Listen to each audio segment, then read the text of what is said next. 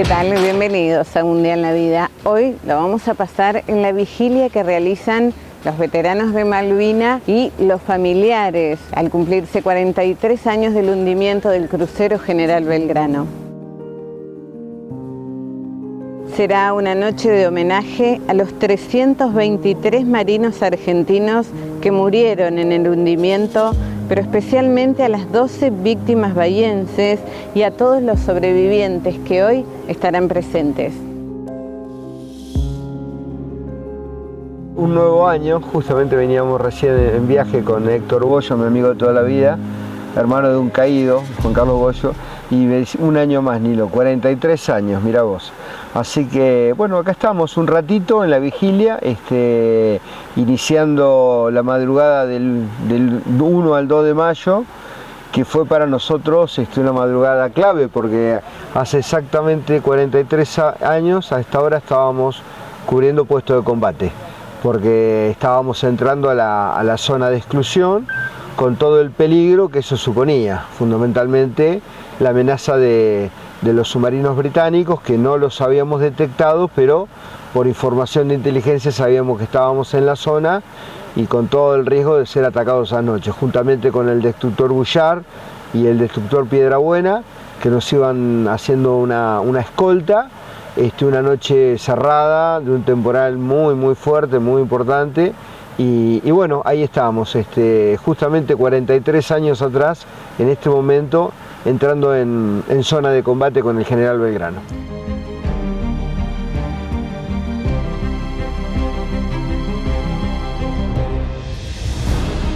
El puente de comando estaba totalmente oscuro, como todo el buque estaba navegando en la oscuridad absoluta.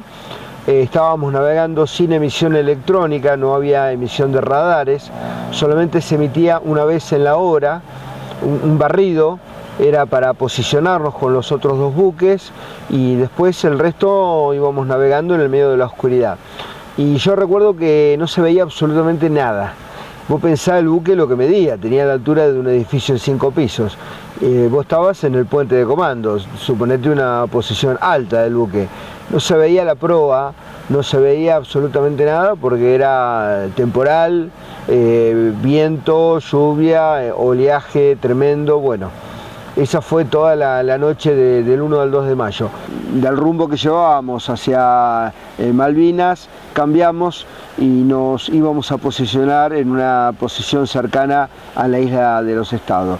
Pero bueno, esa noche fue una noche de mucha tensión, de mucha incertidumbre, silencio total. ¿Por qué? Porque cualquier ruido que alguien haga, suponete arriba, se escucha abajo. Entonces, un submarino están escuchando, ellos abajo están escuchando. Entonces, como se ve en las películas, entonces el silencio era absoluto, no había luces y prácticamente no nos manejábamos con gestos o con movimientos mínimos, pero una noche cargada de expectativa y de toda la adrenalina del mundo.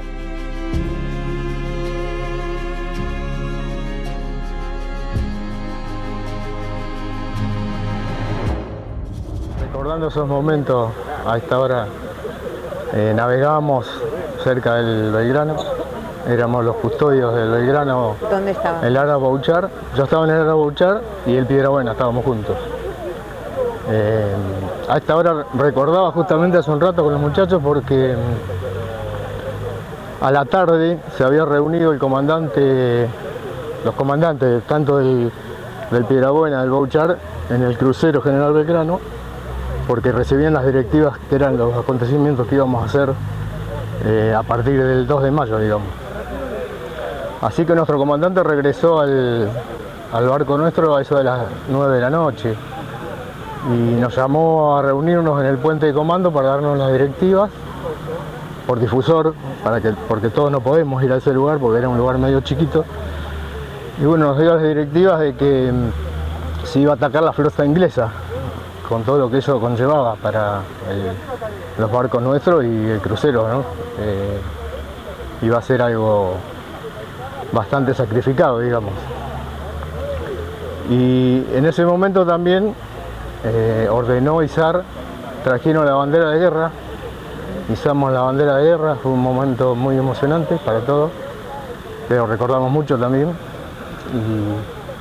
Y bueno, se izó la bandera y el comandante nos dio unas palabras de aliento para seguir con nuestras tareas. Y bueno, todos salimos a cubrir nuestro puesto de combate, como comentaba Nilo hoy. Estábamos en puesto de combate constantemente, porque ya nos dirigíamos hacia las Islas Malvinas a atacar a la flota, supuestamente, ¿no? Creo que el ataque iba a ser a las 5 de la mañana, una cosa así. Y en ese horario que te estoy contando eran más aproximadamente las 11 de la noche, 10, 11 de la noche sería. Así que nos fuimos todos cantando el himno con mucha emoción a cubrir nuestro puesto de combate. Y bueno, esperamos y fueron pasando las horas. Nosotros dependíamos de la ayuda de los aviones que iban a salir del portaaviones para ayudarnos a nosotros en el ataque, en ese ataque que se iba a hacer a la madrugada. Pasaban las horas, no pasaba nada, no había viento como hoy, era increíble, pero en el pleno mar abierto no había viento. ¿Y eso qué pasó? Según nos informaron, se suspendía el ataque, a eso de las 5 de la mañana se dio la orden que regresáramos para saliendo de la zona de exclusión, salir de la zona de exclusión, porque corríamos el peligro, como comentaba Nilo hoy, de que nos atacaran los submarinos o lo que fuere. Y bueno, el tema fue que al no haber viento los aviones no pudieron despegar, porque para despegar los aviones necesitan ir en contra del viento, necesitan una cantidad de viento importante, no muy importante, pero en contra del viento para poder despegar del portaaviones. Ya estaban cargados de los dispositivos que se encargaban de los radares de tiro y de las torres, manejar las torres de tiro, que eran los cañones. Así que bueno, yo dejé la guardia a las 4 de la tarde, 4 menos cuarto, porque 15 minutos antes siempre uno toma la guardia con esa anterioridad. Y hacía muchos días que no dormíamos, estábamos todos constantemente así en puesto de combate o en nuestro puesto de trabajo. Así que yo me fui a mi sollado a dormir, porque la verdad que estábamos todos muy cansados. Bueno, apoyé la cabeza en la almohada y me dormí profundamente, me acuerdo. Y habrán pasado 10 minutos, 15 minutos y se sintió una explosión muy fuerte que sacudió el barco, que no sabíamos lo que era en un principio. Y yo tenía que salir me despierto abruptamente, medio así descolocado de dónde estaba y todo. Y bueno, como sonaba la alarma de combate, tenía que ir a cubrir mi posición que estaba en el puente de comando. Así que bueno, lo que recuerdo también que cuando salgo, yo tenía que salir del sollado, pasar por la cubierta de Exocet, teníamos misiles Exocet nosotros, y cuando salgo veo el crucero. Salíamos a 1000 metros, no sé, una cosa así. Veo el crucero y veo la imagen entera, me acuerdo, hoy en día me acuerdo. Vi la imagen entera del crucero. Se armó un alboroto bastante importante por el tema de la explosión esa que habíamos tenido, porque al barco se le hizo una fisura de 7 o 9 metros en la proa y empezó a entrar agua. Entonces los controles de avería, que son los especialistas cuando pasa algo así, son los que empezaron a achicar el agua con bombas y bueno, trataron de reparar esa grieta, ¿no? ¿Y a qué distancia estaban ustedes del crucero? Del crucero 1 kilómetro estaríamos, 1000 metros o menos, porque yo lo vi, la imagen la vi patente, la imagen del crucero. Y bueno, en ese momento se ordena salir de esa zona, ¿no es cierto? Claro. Pero en ese momento nosotros no sabíamos que el crucero ya lo habían pegado los 2 torpedos.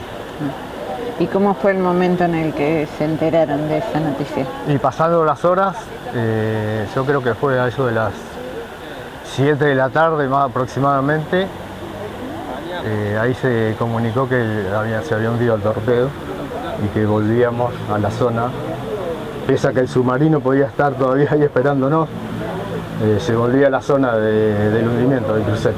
Así que volvimos. Y el tema fue que se levantó una tormenta muy importante, más que nada por la gente de las balsas, ¿no? Nosotros pensábamos en ello más que nada. Había olas de 9, 10 metros en ese momento. Por eso nos cuentan. Nosotros rescatamos 67 náufragos, varios de ellos heridos, quemados.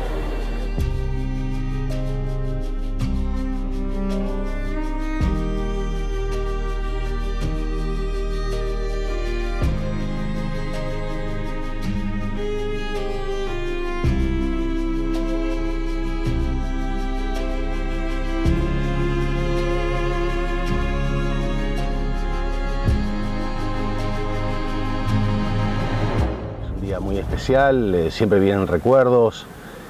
Cuando uno viene para hacer la vigilia o los actos, siempre te acordás de algo que hicimos cuando éramos jóvenes, pibes, y que jugábamos o jugábamos al básquet o hacíamos alguna travesura. Siempre te viene algún recuerdo de eso, inclusive con mi hermana también lo charlamos y nos acordamos de esas cosas que hacíamos juntos.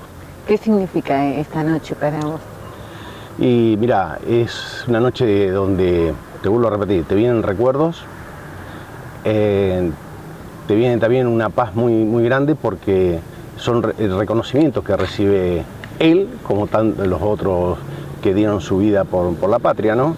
Que en un primer momento fue difícil aceptar ese rol de que habían dado la vida por la patria, ¿no? Nos costó muchísimo, pero bueno, el tiempo, ver los actos que se hacía, el reconocimiento de la gente sobre todo, porque el primer tiempo no hubo reconocimiento por parte del Estado, más bien nos ocultaron, y al ocultar al veterano de guerra ocultaron también a los caídos, ¿no? Que eran nuestros héroes. Eso, y hoy veo que es reconocido, entonces son como caricias en el alma, ¿no? Al corazón, que te llega que él no va a ser olvidado. Él era una persona muy patriota, de respetar mucho la bandera, de respetar mucho el juramento que hizo cuando le hicieron jurar defender la patria hasta perder la vida. Él llevaba muy adentro ese sentimiento. No digo que yo no lo llevaba, pero él lo llevaba mucho más. Se notaba cuando él me contaba lo que había sentido cuando juró la bandera,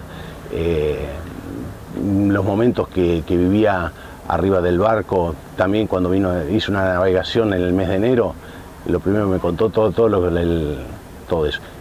Cuando se recupera Malvinas, él no había salido a navegar todavía, y bueno, y cuando volví un 7 de abril, no, me acuerdo que a la noche charlábamos de lo que había sido, lo que sentía yo de haber recuperado Malvinas, ¿no?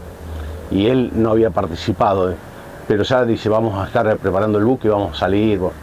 Bueno, esas cosas de muchacho, de 20 años, imagínate, él tenía 19, son cosas de jóvenes. Creo que no sentíamos lo que era el peligro de una guerra, porque en la última carta que recibimos de él, que la recibimos allá por el 7 de mayo, 8 de mayo, ya había pasado el hundimiento del Belgrano y él no estaba, la recibimos en casa y él hablaba de que se iba a arreglar todo por la paz, que no iba a haber conflicto, que nos quedábamos tranquilos, o sea, le pedía a mis padres que se quedaran tranquilos, que no iba a pasar nada y que íbamos a volver los dos.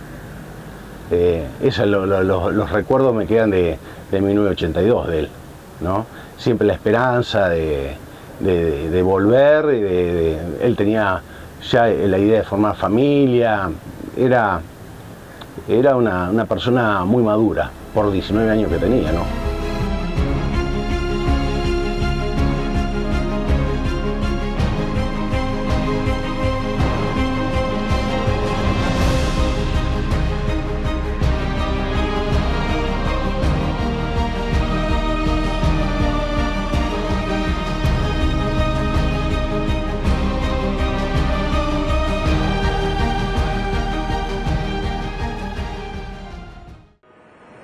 Somos un puerto efectivo, innovador y multipropósito.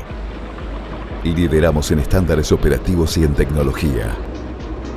Comprometidos con el cuidado del medio ambiente, la cultura y nuestra gente. Desarrollamos el crecimiento social de nuestra ciudad y la región.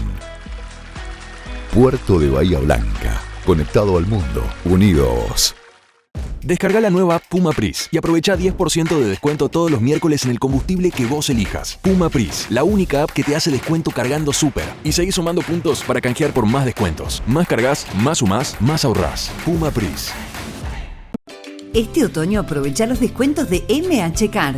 Gastronomía, indumentaria, recreación y mucho más. Pedí tu MH Card y disfruta de Montehermoso. Ingresá a mhcard.montehermoso.gov.ar y entérate de todos los beneficios. MH Card, la ventaja de vivir en Montehermoso. El monóxido de carbono es un gas nocivo. Se produce a través de una mala combustión y puede matarte. Aprende a detectar las señales y evita intoxicaciones. Si la llama de tus artefactos es naranja, algo anda mal. Si tus artefactos producen manchas negras u oscuras, algo anda mal. Si estás en un lugar cerrado y tenés dolor de cabeza, te falta el aire, tenés vómitos o te sentís mareado, algo anda mal. Ante la presencia de estos síntomas, ventila el ambiente, salí de él y llama al 107. El monóxido de carbono puede matar. Mejor prevenir. Por eso, es importante que no te calefacciones con hornallas, que mantengas siempre los ambientes ventilados, que hagas revisar tus artefactos por un gasista matriculado y no instales calefones en el baño. Es un mensaje del municipio de Bahía Blanca.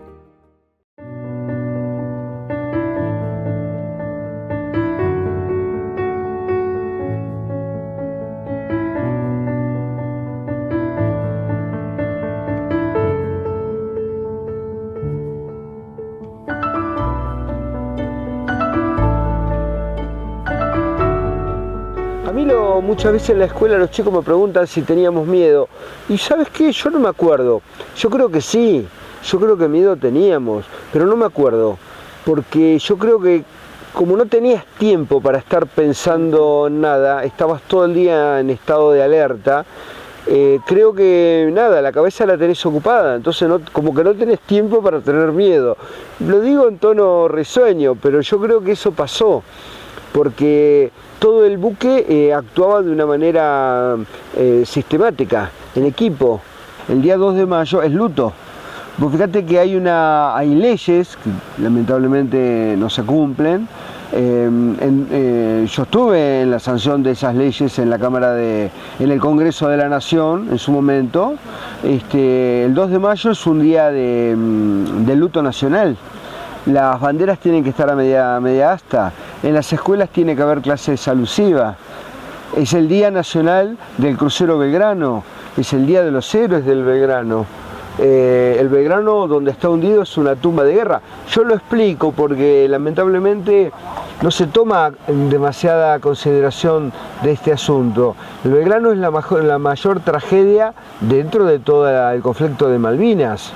El Belgrano es lo que generó el punto de inflexión en la negociación. Se terminó la negociación a partir del 2 de mayo. Pero atención, porque el Belgrano no solamente fue tragedia para Argentina, sino también tragedia para Gran Bretaña. Porque la mitad de Gran Bretaña se dividió en ese momento por el ataque al Belgrano. Yo lo explico esto, yo lo cuento en mis charlas.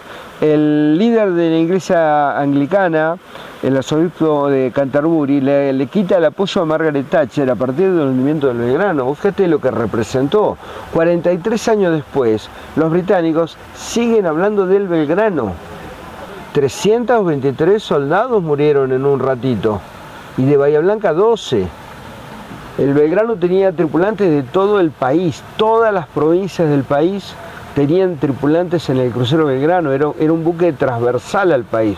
Entonces, era una insignia monumental. Hasta los norteamericanos lloraron el hundimiento del Belgrano, porque el Belgrano había combatido en la Segunda Guerra Mundial. Era un buque que era de origen estadounidense. Lo que yo recordaba siempre, que en la primaria tuve una maestra, creo que fue en quinto grado, sexto grado, que nos daba el tema de Malvinas, y yo siempre digo que fue la primera malvinera para mí, porque nos hablaban mucho de Malvinas y por qué las Malvinas eran nuestras. Entonces lo que yo recordaba en ese momento era eso, ¿no? Me acordaba así. Y bueno, estábamos ahí nosotros para defenderlas. Eso era lo importante, creo yo. Otra cosa que pasó, que también tuvo la mano de Dios, de la Virgen, que nos cuidó, las balsas nuestras estaban todas, no servía ninguna. El crucero lo bueno que tuvo, que le habían cambiado las balsas. ¿Vieron esos tamborcitos blancos? Bueno, esos tenía el crucero. Las balsas nuestras eran unas balsas que eran como unas bolsas, como unas bolsas negras, rectangulares. Cuando volvimos a Ushuaia, las quisieron probar y ninguna funcionaba. Así que la verdad que tuvimos suerte y bueno, como digo yo siempre, Dios y la Virgen nos protegió, que no pasó nada con ese torpedo que apenas nos golpeó, porque no creo que nos hubiésemos salvado demasiado, o ninguno tal vez. Y bueno, después quedamos patrullando la zona de Río Grande, desde Ushuaia a Río Grande.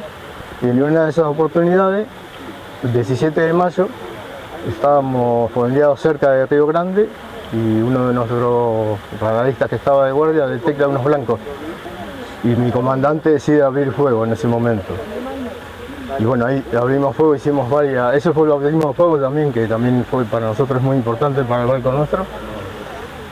Nos dieron el conocimiento de que esa fue la operación Mikado que habían formado los comandos ingleses, que la misión que tenían era atacar a Río Grande para matar a los pilotos y destrozar los aviones que quedaban y los pocos exocet que nos quedaban, por el daño que le estábamos haciendo nosotros con esos exocet y esos aviones a la flota británica, ¿no?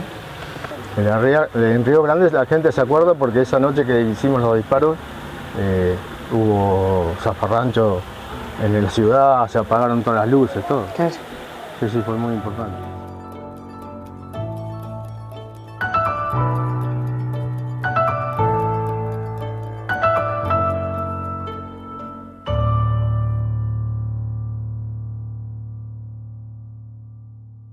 Si te hace ruido, no es por ahí. Para evitar una estafa virtual, alcanza a consultar el teléfono. Los bancos e instituciones gubernamentales te conocen. Nunca, pero nunca te van a pedir datos o claves personales. Un estafador virtual necesita tu colaboración. Por eso va a ser paciente, amable y muy insistente. No le das larga, cortá por lo más sano. Y si te la hacen larga, hacé la denuncia en tu comisaría más cercana o en el Ministerio Público Fiscal. Es un consejo de la Oficina Municipal de Información al Consumidor y del Honorable Consejo Deliberante de Bahía Blanca. ¿Querés conocer tu consumo de electricidad? Es muy fácil y en EDES te contamos cómo hacerlo en 3 simples pasos. Busca el nivel de segmentación en tu factura o en la oficina virtual. Ingresa a simulador.infoedes.com. Carga los artefactos de tu hogar y el tiempo que los usás. ¡Listo! Ya podés conocer la estimación de tu consumo, la factura proyectada y qué artefactos están consumiendo más energía. EDES. Somos energía que transforma. Llega Parking Bahía, un nuevo método de pago para el estacionamiento medido. Mejoramos para que sea más rápido y fácil estacionar. Podés cargar crédito desde tu celular o pagar en comercios adheridos. Parking Bahía te permite estacionar por zonas, contar con 10 minutos de tolerancia para iniciar el estacionamiento, consultar tu saldo y los puntos de venta autorizados. Sumate a Parking Bahía y gestiona tu estacionamiento estés donde estés. Una ciudad más ordenada la hacemos entre todos. Municipio de Bahía Blanca. Accede a la televisión digital de alta definición de la Cooperativa Telefónica de Montermoso. Disfrutá de los más de 100 canales en HD que tenemos para vos y del canal 30 de COP TV con contenido exclusivamente local.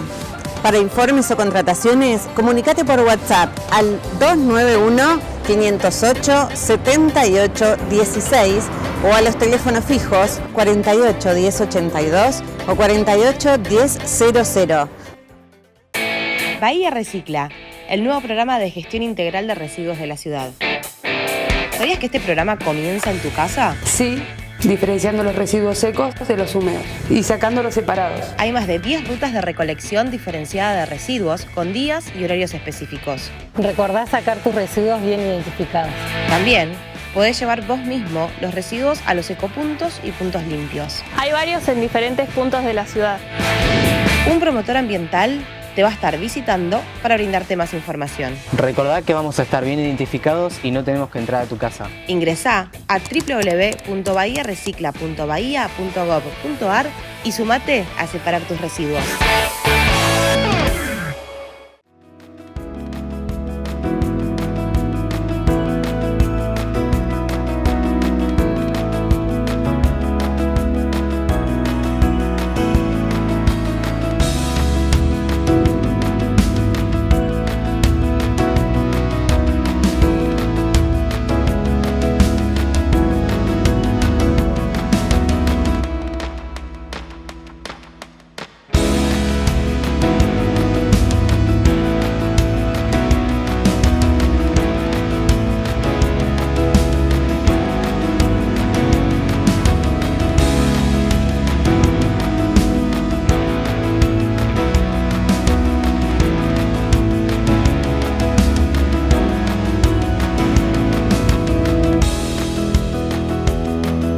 Esta vigilia es recordatoria, es de reflexión simplemente, y el 2 de mayo es un día de luto, pero a la vez de recuerdo.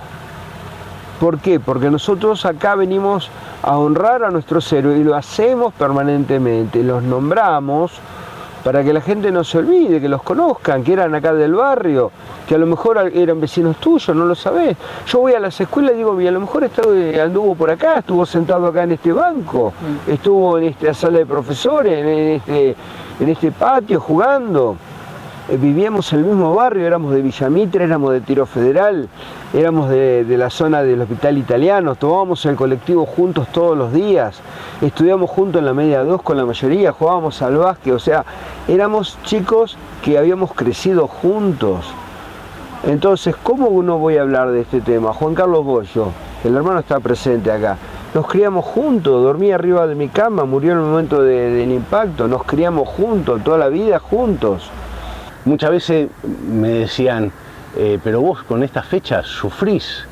Sí, pero también, como te decía hace un ratito, son caricia al alma, al corazón, porque no se olvidan de él y de todos, ¿no? Los que dieron la vida en ese momento.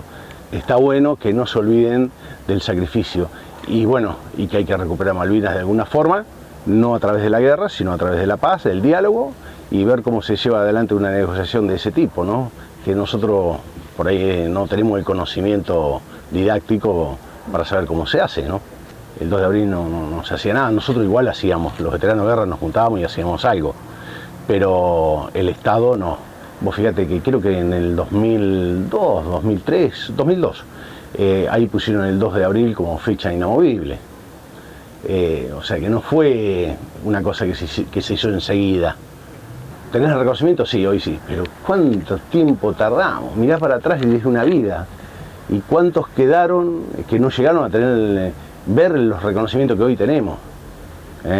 Como te decía, de desfilar y que la gente te aplauda.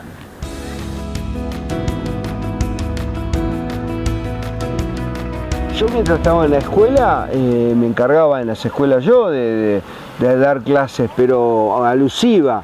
Pero no, ni siquiera una cartelera, y es ley, pero si yo vengo y en los servicios públicos la bandera que tendría que estar a media asta no está, o Dirección General de Escuela, o Secretaría de Inspección, o quien sea, no le avisa, o los inspectores, o quien sea, no avisan a sus directivos que tiene que hacer una clase alusiva, y bueno, me encuentro con que yo voy a una escuela y los maestros son todos jóvenes, no tienen ni idea, no tienen pero ni la más pálida idea, porque yo me encuentro con cada sorpresa cada vez que voy a la escuela que ni te cuento.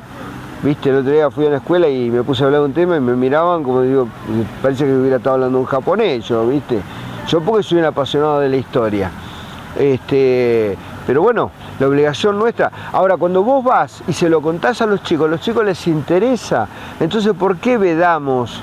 ¿Por qué limitamos? ¿Por qué ponemos una anteojera? Si los chicos quieren conocer la historia. ¿Por qué crees que es eso? No lo sé, pero ¿cómo es posible que yo voy a una escuela y los tengo los pibes 3 horas sentados y me están escuchando 3 horas? Si vos sabés que los chicos tienen un poder de concentración y en un ratito ya están con el teléfono, ¿cómo es posible que se sientan y me escuchan 3 horas? ¿Por qué te parece que me escuchan 3 horas? ¿Porque les interesa o porque no les interesa? Porque les interesa, bueno, contáselos bien, explicá las cosas.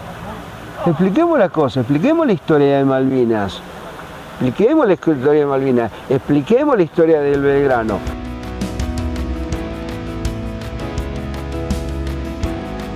Por lo general, los veteranos no hablamos con otras personas. Les cuesta. O sea, yo en casa, por ejemplo, conté una sola vez y nunca más conté más nada y tampoco me preguntan, ¿no? Mi señora lo vivió muy de cerca porque era mi novia en su momento y ella vivió todo ese tema de mis padres que no sabían dónde estábamos, incluso al Bouchard se lo había dado por hundido en su momento cuando se había dicho que se había hundido el Belgrano y el Bouchard también. Así que bueno, pasaron muchas cosas y fuertes, ¿no? En mi caso tuve varios años que eso lo llevo yo solamente. Muchos que uno a la noche se despierta no podía dormir porque recordaba cosas de estos momentos como los que estamos hablando y cosas más fuertes que me han tocado vivir en ese momento. Y bueno, y piensa en la familia de esos chicos que vimos, que la pasaron mal, como Chiche Bollo, que perdió al hermano ahí, nosotros tenemos compañeros también conocidos, y eso nos queda, ese dolor nos queda siempre. Tienen nombre, tienen apellido, tenían una familia, estos chicos eran de Bahía Blanca y dieron la vida por la patria, entonces lo menos que tenemos que hacer es recordarlos, los recordamos y bueno, acá estamos, brindando nuestro homenaje.